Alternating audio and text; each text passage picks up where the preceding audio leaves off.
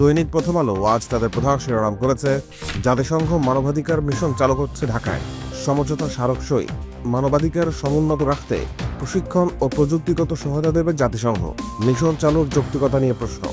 এতে সাবেক রাষ্ট্রদূত এম হুমায়ুন কবিরের বরাত দিয়ে বলা হয়েছে, জাতিসংঘ মিশনটি 3 বছর মেয়াদে আমাদের সমস্যাগুলো দূর করে সক্ষমতা অর্জনে সহায়ক ভূমিকা রাখতে পারে। সরকার কিভাবে এই মিশনকে কাজে লাগাবে সেটা আমাদের দেখতে হবে। জুলাই গণ অভ্যুত্থান নিয়ে প্রথম আলো একটি বিশেষ প্রতিবেদন করেছে, যাতে বলা হয়েছে 13,000-এর বেশি মানুষ আহত। আহতদের চিকিৎসার বিষয়টি স্বাস্থ্য মন্ত্রণালয়ের অগ্রাধিকার তালিকায় রয়েছে, তবে চিকিৎসা নিয়ে আহতদের নানা অভিযোগ এখনও আছে। দৈনিক সমকাল আজ তাদের প্রধান শিরোনাম করেছে, গোপালগঞ্জের 3টি মামলায় আসামি 2600, গ্রেপ্তার 167। এতে বলা হয়েছে, এনসিপির সভাস্থল বহরে হামলা, সদর থানার মামলায় 48 জন কারাগারে, থানার সামনে আটক ব্যক্তিদের স্বজনের ভিড়, আটককৃতদের মধ্যে অন্তত 6 জন শিশু কিশোর। অপরাধ সংশ্লিষ্টতা নিশ্চিত হলেই গ্রেপ্তার দেখানো হচ্ছে।